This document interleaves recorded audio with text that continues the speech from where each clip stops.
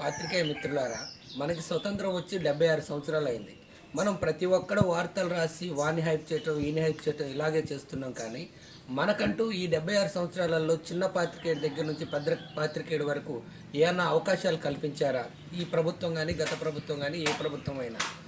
అదేవిధంగా వాళ్ళకై వాళ్ళు, వాడు ఈయన దోసుకుండో, ఈడు వాడిని దోసుకుండో, వాళ్ళు ఇంత కుంభకాణం చేశారు, వీళ్ళు ఇంత కుంభకాణం చేశారని మన పిలిపించి టీలు పోసి కుసింత టిఫిన్ పెట్టి మహా అయితే ఒక 500 ఒక పెట్రోల్ మందం, భోజనం మందం ఇచ్చి పంపిస్తున్నారు తప్ప మనకంటూ ఒక ఉనికి ఉన్నదా? ఒక మహిళకి ఏదన్నా జరిగితే ఆమెకి ఒక పెన్షన్ ఉంది.